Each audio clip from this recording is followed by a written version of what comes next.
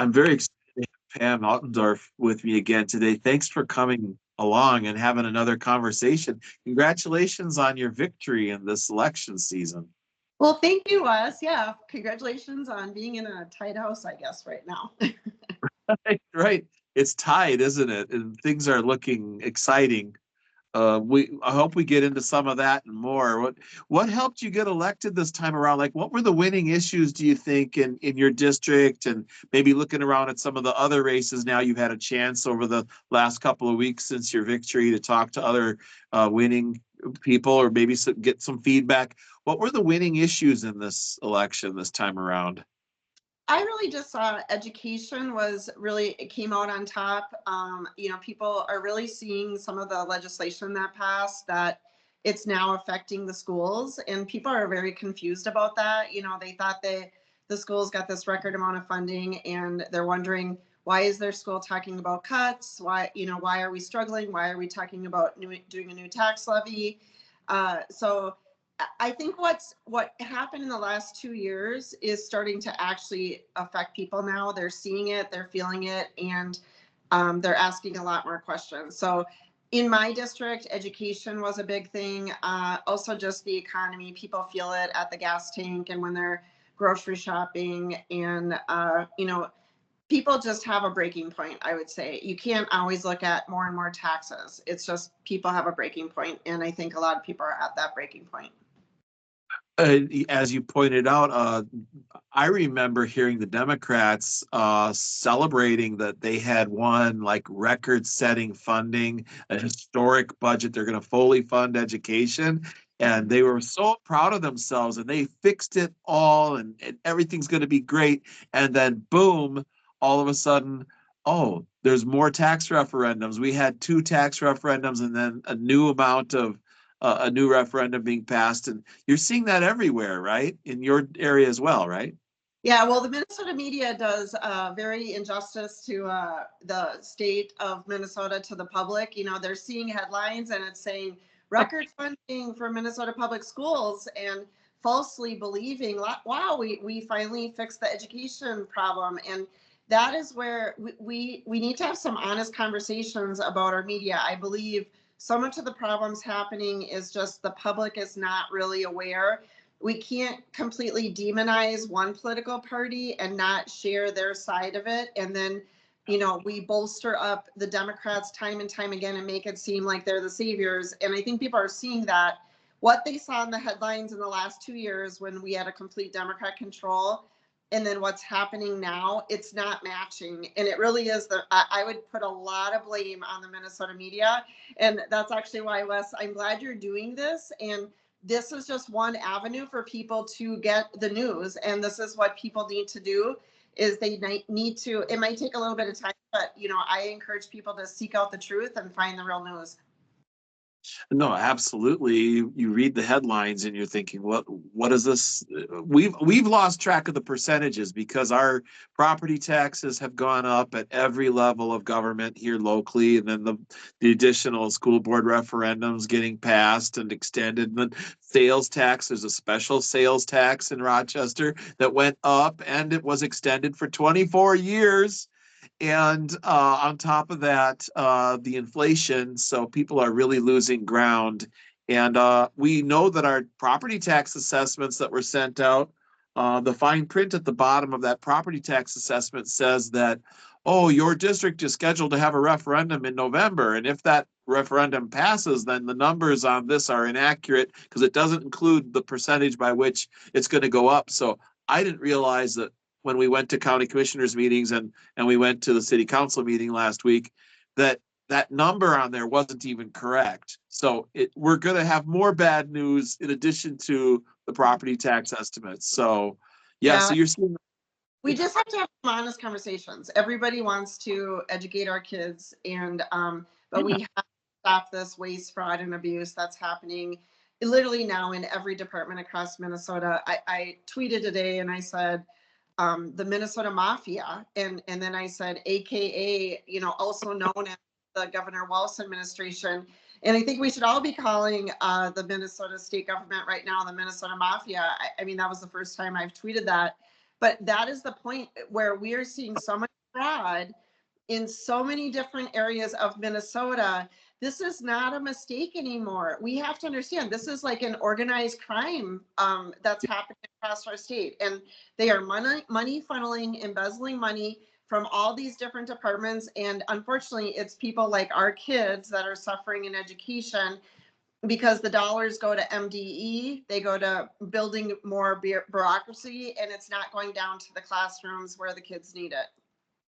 Are you seeing graduation rates go down in your area as well, like we are in Rochester? I'm sorry to say the graduation rates for our Black kids is down 10% last year.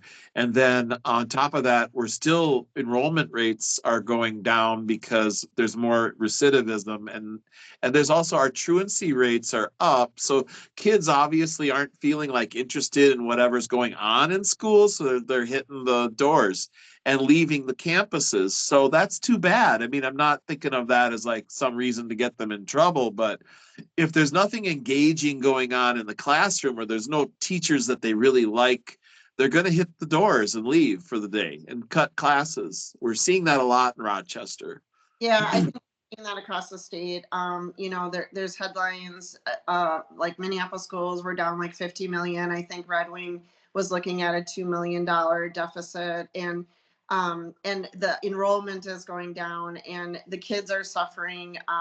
It really comes down to the kids. But yes, it's the grades, the reading level, the math, the science, all of the academics are down. They're having problems with attending school and graduation rates. This is across the state of Minnesota. Well, that's strange news and strange days, because Minnesota used to have the best education system in the United States, I'd say. And our universities we had universities that were really the Harvards and Yales of the west side of the Mississippi River. We were famous, and we drew students from all over the world that would come here for various programs. But yeah, we're seeing our universities have become like an extension of high school. So Minnesota Mafia, I was wondering, did you see the video I made of Tim Walz and I set it to music with the Godfather theme song? No, Oh, no, we must be thinking the same though. I don't know. all right. So check that out. But it says you got the mandolin in the background, No, I didn't see that one. So Well, sometimes a song just really this has it, really been a successful election in a lot of ways. I mean, there's so much winning going on already, and he hasn't been inaugurated yet, but the Army Navy game and all of the fun that was had there, and it's people are really ready for this. People are really excited. The world leaders are calling in. They're excited to have someone they can speak to who speaks English back at them. And President Trump, it feels like we're getting 3 bonus months of yeah, a president, doesn't it?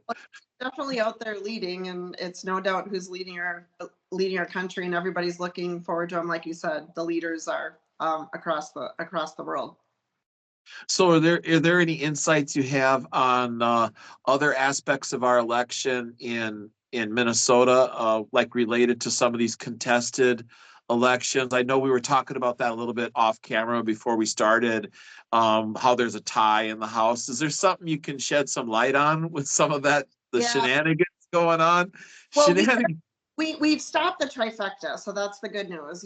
So in the last 2 years, the Democrats had complete control of our government. So with this election in November, we know we're at a 67-67 tie, but there are 2 House races being contested, and the Republicans can't lose any seats, but the Democrats can. So there is still a possibility that the Republicans could go into the majority, and that the Democrats are not, that we're not tied. But just a little history too for your listeners. We have not been tied in the Minnesota House since 1978. So this is, it's very much uncharted waters. You have to do a lot of negotiation. You have to do shared powers. And yet right now, I still think there's a good chance that we could take the majority. So today, which is what is today, December 16th, the trial started in Scott County, which is 54A, which was the Aaron Paul race. And I can tell you a little bit of the background, but maybe you've already spoken about that to your listeners. I'm not sure. Not much. I mean, go ahead and tell us your insights. I mean, I think you're one of the people, or one of the main people who is involved with a lot of these different races that are being contested. That I wanted to hear, maybe if you feel comfortable talking about it, the theories that you have about maybe casting a wider net for, yeah. Yeah, sorry, you got someone at the dogs barking. But yeah, so this race in particular, the 54A, the Republican was winning 360 votes, so it wasn't even close. And it showed, so I have the screenshots, but it showed at about 10:30 p.m. on election night that Aaron Paul won with 100% of the precincts reporting. So anyone should think, like, once we're at 100%, the race should be done. Like, we shouldn't be moving numbers, we shouldn't be changing things.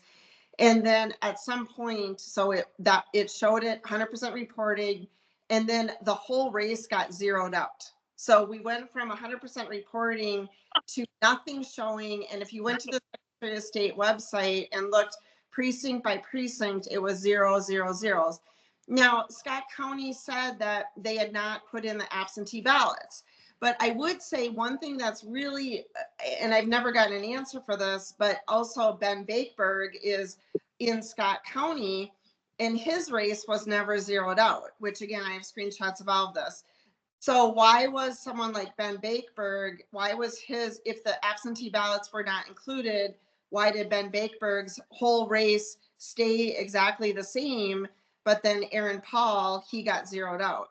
Now, this whole race got re-entered into the Secretary of State, and it was dumped, 100% reporting, and it was after 2 a.m. And all of a sudden, Aaron Paul went from winning by 360 votes to losing by 14. So the Democrat Tapke was shown to win. Now, that would be within the margin of having a recount, and we did. And then at some point, Scott County, and this has been in the news, anybody can look this up, but Scott County was like, whoops, we have 20 unaccounted for ballots. Like, they don't have the ballots. And so obviously, if 20 ballots are missing and the Democrat won by 14, there's literally no way that you could justify, it's within the margin that you could justify that the Democrats should hold on to that lead. So long story short, that trial started today in Scott County. And, talking to our legal team, that, they feel very confident that we have a very solid case that should go to a re-election, and that's in 54A. But we'll see. We'll see how much he wins by next time. Right. I would think if that goes to a re-election, I'm sure this is what the Democrats are afraid of. I really think the Republicans are going to come out in mass to vote in a re-election, and yeah. And I think we will solidly win that seat. And everyone's going to be watching to make sure nobody has their thumb on the scale, Laura Ingalls Wilder style in the town grocery store. Nobody's going to, they're not going to be able to get away. They won't be able to chew gum and spit on the sidewalk while they're walking, jaywalking. No jaywalking. And then there's another race. Do you know there's another race that went to trial? No. Okay, so sorry, I don't know the number of this one, but I believe it was Roseville. So this is a really, if you go look at, it went to trial like a week ago, and this is in Roseville. So this is a, very strong Democrat seat. The Democrat normally would probably win by 65, 70%. And the Republican candidate started to document that the Democrat was not actually living in the district that he was running. So apparently he did have an apartment, but he wasn't living there. I believe, I'm not even sure if I'm saying this right, that I don't even believe he connected the utilities. So he has a wife and a child that lives outside of the district where he lives in his house. They did have this apartment, but there's no proof that he was living there at all. And so it was 3 days of trial, and it was pretty damning for the Democrat. I mean, this is like a parent looking at a toddler, like a little 3-year-old, and saying, well, you know, I know you ate the cookies, and the child has the chocolate all over their face, and they're going, no, mom, I didn't eat the cookies. I mean, there was almost 300 pages of proof showing that he never took residence in this Roseville apartment. And so I don't know how this doesn't go our way, that this also is a reelection, but yet this is a place, a district that you wouldn't expect the Republican to win necessarily in the reelection.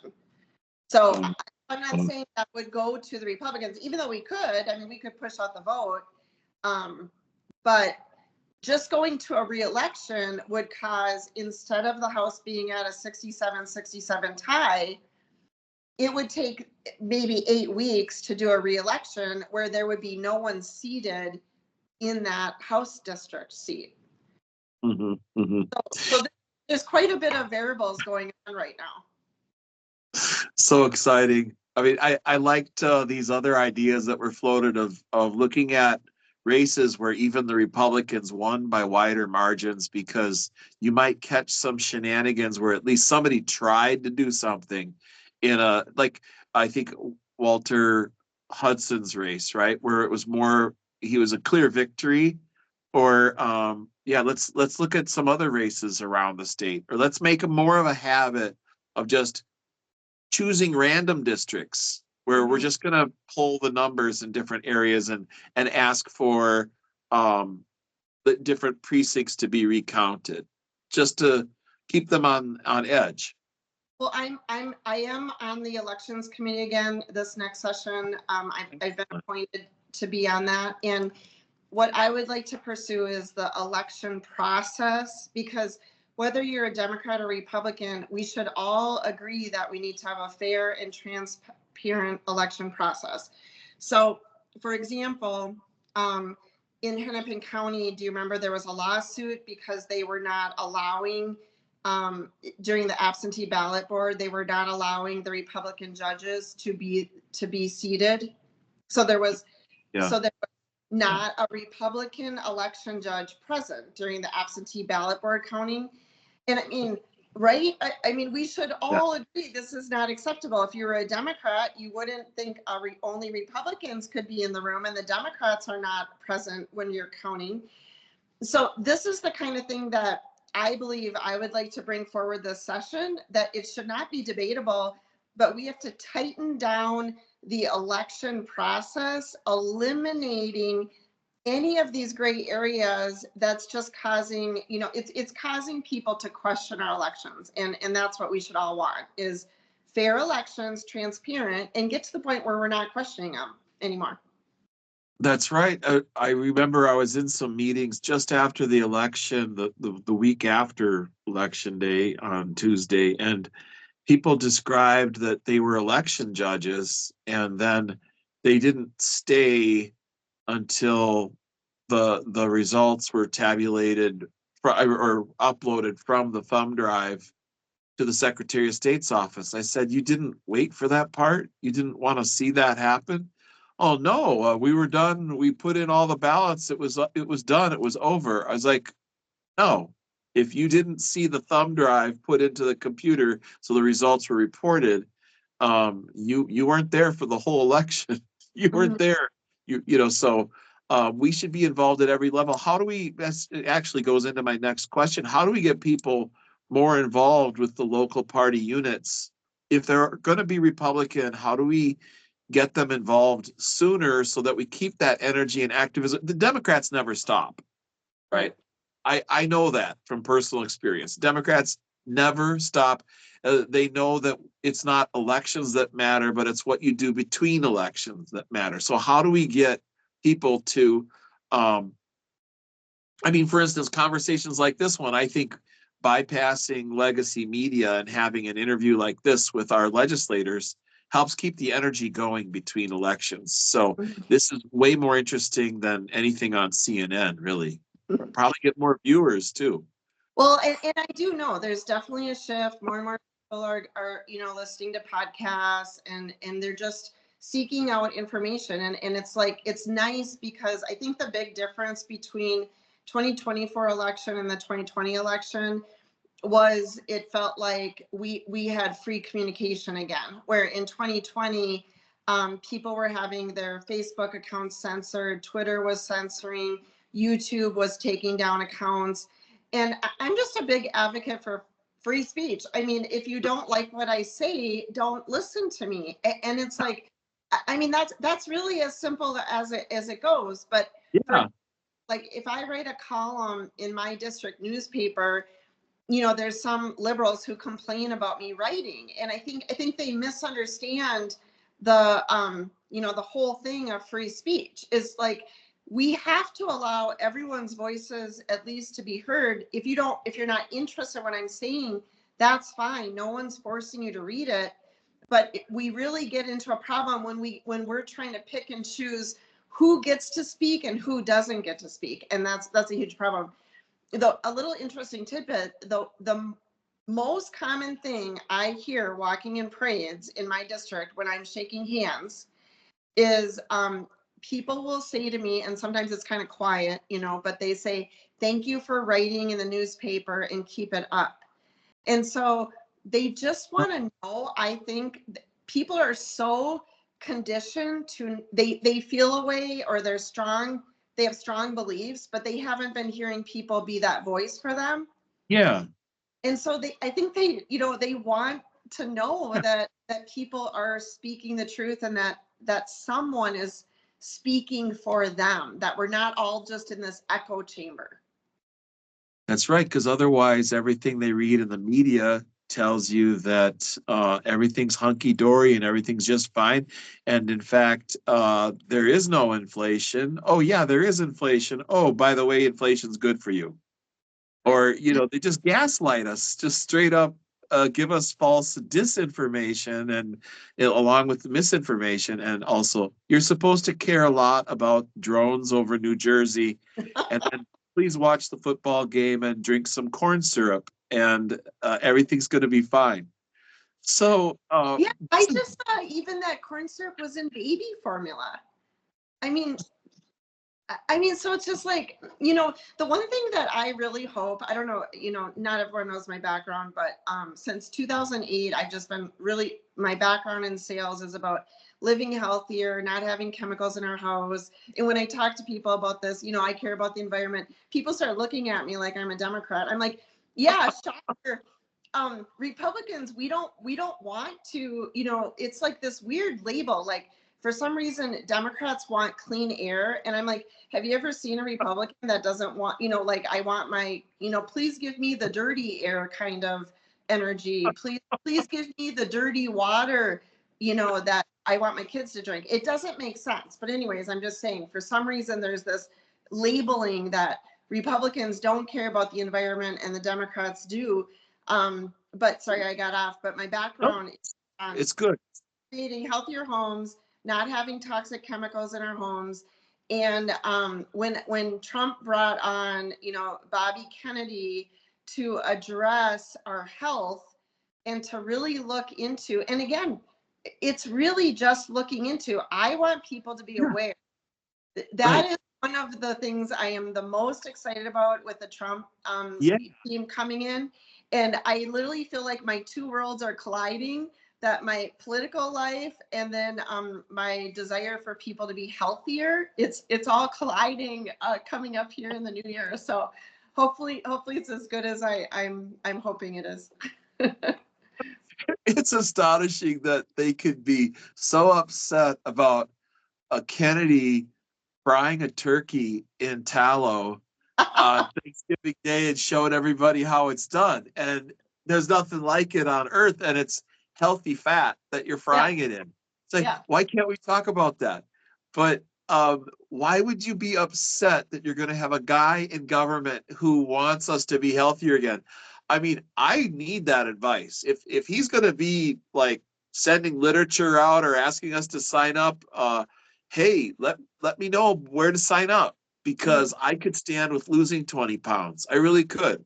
No lie. Well, unfortunately, Wes, I mean, it's not just you, it's our whole, there's so many people. And I believe we are victims of what's been placed in our food unknowingly that has made us unhealthy. And so, I mean, I know I'm a big believer in personal responsibility too. So Yeah.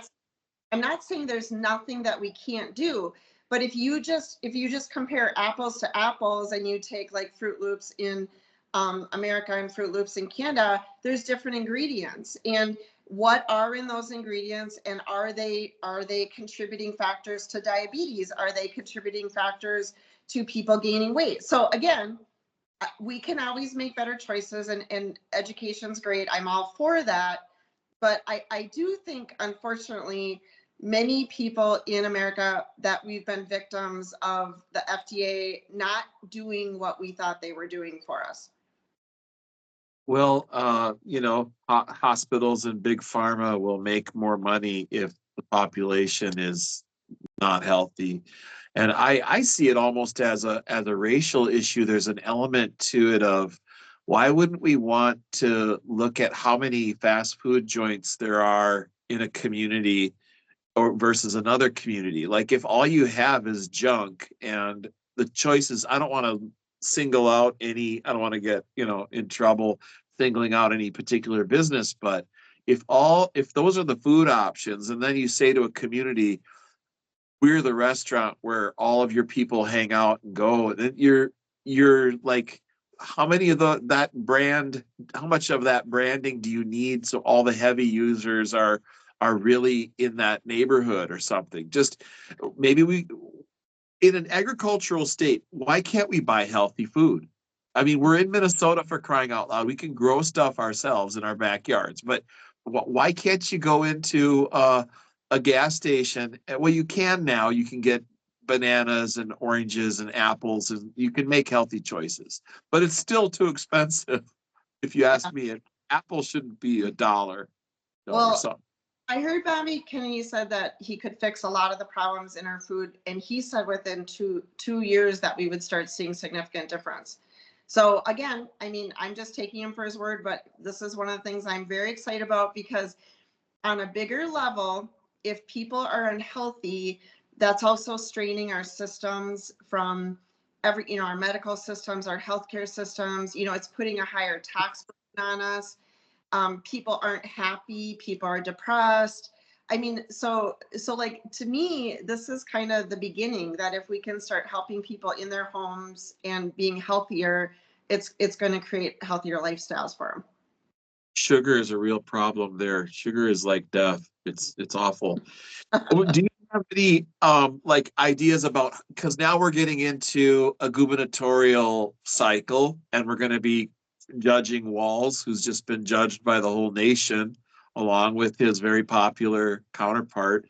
And they spent all that money trying to fly him up the flagpole. But what can we do to start laying the groundwork to resist Walz and overcome the governor's office?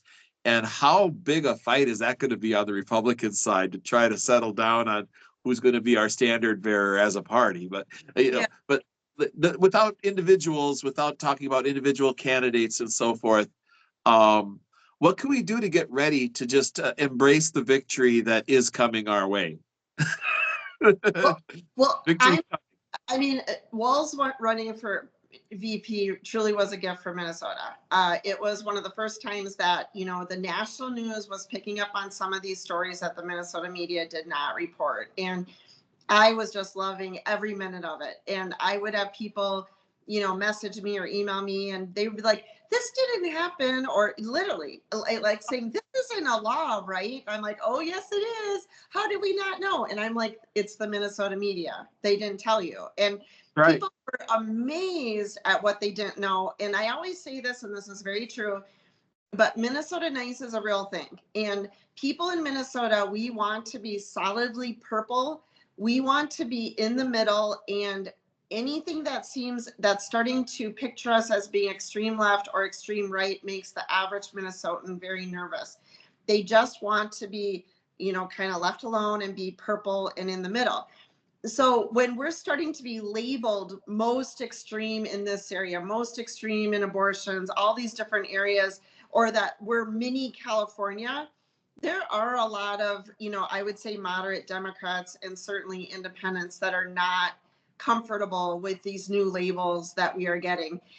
So going into this next 2 years, the one thing, the Republicans, we need to show, after the Democrats in the last 2 years raised our budget 38%, we have to show that we are fiscally responsible and roll back. But what our biggest talking point is not necessarily cutting away the necessities that we need. It's rooting out this fraud, waste, and abuse, which is all across the state of Minnesota. So we don't have a funding problem in Minnesota. We have a misplaced priorities and a fraud, waste, and abuse. Now, Talk about this new one that you were saying before we started today's interview. It's truly unbelievable, Pam. Drop it here because this is going to be breaking news. okay, breaking This is news. breaking news. This is a new one. Yeah, This one's over the top. it's almost every day. Everybody sitting down. I hope you're not driving while you're listening, folks, because we got a brand new Minnesota fully funded fraud that we're about to discover. We're going to talk about it, and it hasn't been talked about yet on any of the news legacy media. None of the legacy media are coming out with it. But Yeah. ladies and gentlemen, hold on to your wallets. Breaking news, but it was reported actually by the Minnesota Reformer, which is very left leaning. And they just reported the latest fraud that's happened in Minnesota. And basically, it's with tutoring companies. So low income mothers I'm who were sorry. who were seeking tutoring services for their children didn't realize that they were being charged, even though, like maybe in the article, like one mother had taken her child there once or twice, but was continuing to be charged to the point that thousands of dollars were deducted from her state tax refunds for services that they never received. So I don't know all the details about this, but it is breaking news, and just one more fraud scandal that's happening under the Walz administration. And then last week, I don't think we talked about this, but the autism centers in Minnesota were being raided by the FBI. I mean, and think about that. FBI. Now think about that. Yeah. That's FBI. And so if the Yeah. fraud is so big in Minnesota that Biden's FBI is like, oh gosh, guys, we want to ignore this, but we just can't. And they're coming in. I mean, I would believe in a Trump administration that there's got to be more federal investigations coming down the pike for Walz. I think Walz is going to be under a huge spotlight the next 2 years, and could not happen to a nicer guy, because all of this fraud is going to be exposed. Let's just say it this way. There is so much fraud in Minnesota, it cannot be accidental anymore. And that's why I called them the Minnesota Mafia. This is organized crime happening in Minnesota. Their pride got to them. They have the governor, the attorney general, the secretary of state, all the judges in Minnesota. So the pride has just gotten to the Democrat Party. They felt like they could do anything. And watch out, Democrat Party, because we are going to expose you, and all of this fraud is going to come out to light. We need a disinfectant. Sunlight is a disinfectant. And it's like, bring it all out into the light and show the public all of these dirty deeds that have been happening. That's what I say. Got high on power, didn't they? They got high. They're smoking all that cash up. And I had heard from Travelers News that there was going to be an issue about fraud between Medicare, Medicaid situations between Owatonna area and the Twin Cities, and similarly clinics referring patients to clinics in the Twin Cities, and then taxi companies in between. So it's really going to come down. And then with this other fraud that that you just dropped right now, apparently the Feeding Our Future fraudsters are also involved with this, RICO level crime of coordinating, cheating the government, cheating taxpayers. And here to give a shout out to this Max Nestorak, at the Minnesota Reformer, which I knew was a left leaning, but Max Nestorak, December 16th, 2024, 7:58 a.m. this morning. Low income mothers lost tax refunds to tutoring companies using overseas instructors. And the subheadline gets even worse. Achievers Tutoring billed families thousands while paying Filipino instructors less than $5 per hour. Wow. And here we have a photograph of Success Tutoring founder Abdul Jalil Sheikh Yusuf testifies before the Minnesota Senate Taxes Committee on March 2nd, 2023. Photo, okay, so, and he's wearing a suit. He didn't even bother to take the label off the sleeve. Wow. That is weird. So maybe he's going to return it to the store. Sheikh Yusuf might not need that Louis Vuitton scarf so much. The article actually mentions that he's wearing a plum-colored suit and a Louis Vuitton scarf. He's the head of Success Tutoring. It's been very successful for him. So, excellent. What? It's successful for his wardrobe, I guess. Yeah, he's got a new suit. So what a guy. And so some of these people are Minnesota Reformer. Check it out, everybody. And what a nice shout out to give them, because I'm surprised. But I think that they carry stories like this about fraud. They've been doing a good job about feeding our future and so forth, because the community getting ripped off, it's the children that are getting ripped off. They're taking money and tutoring opportunities out of the minds of children, out of the mouths of children, and ripping off welfare moms. It's like, well, that's what they're taking advantage, basically, and most people are very caring and giving and want to help people in need. And what these, swindlers are doing is they're basically taking advantage of people's kindness. And I mean, I just don't know if there's any kind of a worse fraud, because, and going back to the Autism Center, the FBI raids, just to give you a few numbers, but in the last 5 years, so they figured out, basically, again, it's a lot of the same bad actors that were doing the Feeding Our Future fraud. Now they've switched over. So what they do is they create a autism provider. They're billing the state for services, but these children and all the services really aren't happening, and it doesn't exist.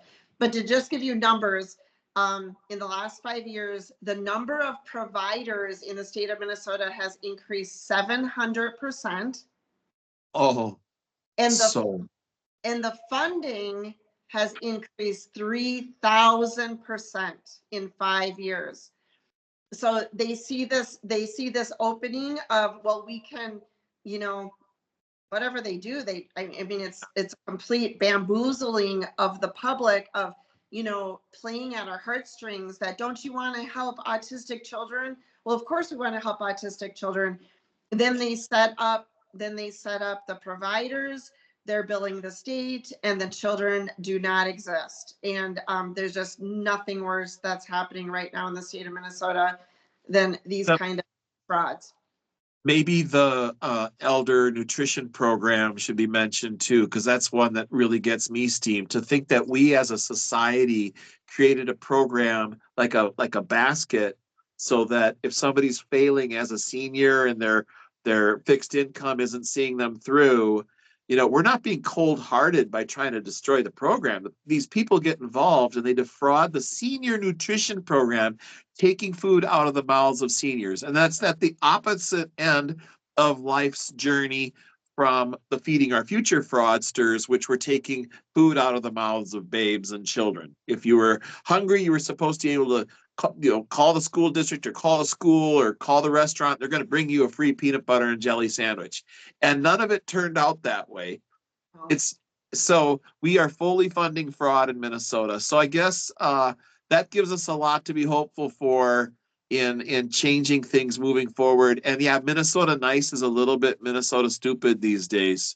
We got to stop being suckers for this stuff and say no. Start asking I just think there's so many Minnesotans that had no idea. So I just really believe, like I said, sunlight is a disinfectant. So my job is to expose this. And more people need to be exposing this and talking about this. And as it's exposed, I think Minnesotans are overwhelmingly going to show a backlash to the Democrat Party, they've literally enabled all of this fraud. Enabled. And this is a really good place to stop, but I'd like to ask you one more quick question, if you don't mind, because Yeah, I know we're going a little bit long and I apologize for that, but I have to ask you, I mean, everything that's happened is unbelievable, you know, from changing our flag to all the other stuff they did, the omnibus bill, everything, the taxi driver scandal that they created. So all that stuff. So everything they've done is crazy. And people don't believe it already, but is there more yet to come in this next session starting in January? Are you starting to hear rumors of what they might try to pull? Like, are they going to have us? I don't know. I don't know what it's going to be. No, actually, it's the opposite. Because so they've overplayed their hand. The public is waking up. Nice. And okay, so by the House, being in a tie, if we're in a tie, we put in a backstop. So there's going to be no absolutely over the top crazy legislation going through anymore. So we have put in the backstop. So there's nothing surprise coming. But I just have to share this, what I laughed and laughed and laughed was, I think it was on Friday. So the Senate, so there's 34 Democrat senators, 33 Republican senators. And the Senate will also be on the ballot in 2026. So now that the public is starting to see all of these terrible things that got passed, I believe, they're getting a backlash in their districts, the senators, from what they agreed to. So on Friday, the Senate, 9 Democrat senators came out and said, we're forming a new caucus, and they called themselves the Blue Dog Caucus. And after passing with a 1-vote majority, which the 1 vote was a charged felon burglar, if you remember all this. Oh, so yeah. They only had a 1-person majority, 34 to 33. They passed the most extreme legislation that Minnesota has ever seen. Oh. What they did on Friday is they came out and they go, you can count on us, the 9 senators, to be the Blue Dog Caucus, and they're going to fight to be moderate and to work across the aisle. So if you guys believe that, then shame on you, all Minnesotans, because they just railroaded you for the last 2 years. They need to be called out. They need to be exposed. And I am telling you, if any Minnesotan falls for that, they're moderate and they want to work with us, all you can do is go look at the amendments that they passed in the last 2 years, and you should be disgusted. And they are not moderates. Yeah, and a lot of Minnesotans, we need to show people how to look up those records and how to see those amendments. We have a lot of work to do to educate the public, and try to keep doing conversations like this, so we can roll out the information in front of people, let them find out about it, because they just don't believe it otherwise. So well, I always say you have to watch what they do, not what they say. And I know politics is ugly, and so many people hate it, and because you don't know what's true, and politicians lie, and all that's true. yeah. And it's up to you to be watching and to following along. And I'm telling you, even the majority of Democrats, there are so many things that this radical group of Democrats just passed in the last 2 years, that if you were just a regular moderate Democrat person, you would be so embarrassed of your party if you truly understood what they did to the state of Minnesota. Thanks, Pam, and thanks helping bring some of those things to the public's ears, because people just really don't, they don't know. And we're not trying to say like we know more than you do. Anybody could look this up, and folks, Yep. reach out if you need help figuring that out, because it's all public information, and we haven't even scratched the surface of some of the crazy bills. There's not enough time. Yeah. No, I This get bill is- it. I appreciate you, and I appreciate what you're doing to educate the public. So thanks, Wes. Thank you, Pam. And we're going to say, preach it, Pam. That'll be your new motto. Preach it, Pam. Truth to light. That's what I always just say. Just keep on speaking the truth. Thank you very much. Have a great rest of your day, Pam. Absolutely. Thanks, Wes. We appreciate you. Merry Christmas. Merry Christmas. Bye. Bye.